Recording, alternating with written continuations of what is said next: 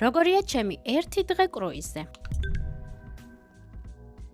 დილა მშვიდობისა, ასეთ კბილად დიდი ხანია არ ბძინებია. ჩემს ადგილას პირველს რას გააკეთებდით? რა თქმა უნდა, შეამოწმებდით ხედს თქვენი აივნით და ზღაპარში გაღვიძება აი ასეთი ყოფილა თურმე. ლურჯი ფერით, ტალღების ხმით და D ვიტამინით გული რომ ვიჯერე, გავემზადე და წავედი სასაუზმოდ. საუზმე იმაზე მრავალფეროვანი აღმოჩნდა, ვიდრე მოველოდი. გემრიელი საუზმის შემდეგ ცოტა გასეირნება გადავწყვიტე. ყველა სართულზე აი ასეთი საინფორმაციო დაფებია, სადაც ყველა ადგილი მითითებულია და დამჯერეთ გზასაც უმარტივესად გაიგნებთ. ამასობაში დოჰაში შემოვცურეთ. ასეთ საოცარ ხედს მხოლოდ აქედან თუ ნახავთ. აი ასე საყვარლად გვაცილებდნენ პორტში. დროა ქალაქი დავათვალიეროთ. ფერადი, ტრადიციული და დინამიური. სამი სიტყვით ზუსტად ასე დავახასიათებდი დოჰას. მოსაღამოდა და დავუბრუნდი კრუიზზე. ასე ლამაზად ჩადიოდა მზე. ცოტა ხანს გარეთ გავჩერდი და შემდეგ დავუბრუნდი გემს. ჩემი საყვარელი ადგილიდან ინფინიტი ბარი და განათებული დოჰის ფონზე უგემრიელესი კოქტეილებით საღამოს გატარებამ იდეალური აღმოჩნდა. ცოტა ხანში გემის სცენში კოლიზეუმში აი ასეთი საოცარი წარმოდგენა დაიწყო.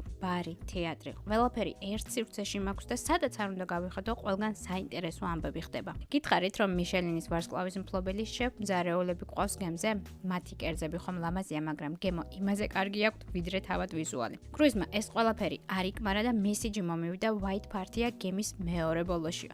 რა თქმა უნდა, გამოვეწყვემეთ თეთრებში და აი ასე ხმაურიანად დავასრულე ჩემი მეორე დღე კრუიზზე. თუ გაინტერესებთ ჩემი საკრუიზო თავგადასავალი, მაშინ გამომიწერე და დაელოდე შემდეგ ვლოგებს. აბადროებით!